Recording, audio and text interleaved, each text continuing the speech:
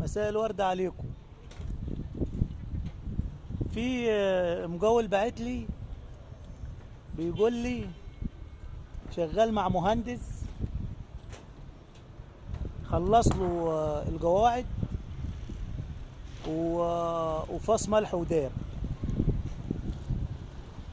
فالباش مهندس اللي عمل فيه كده في العاصمة. فباش مهندس مع احترامي لك ادي الناس عرجها، عشان الفيديو الجاي لو مش اديت الناس زي انا عرجها اتصلت بيها اني هضطر انني اقول اسمك وانزل الصورة بتاعتك على الصفحة.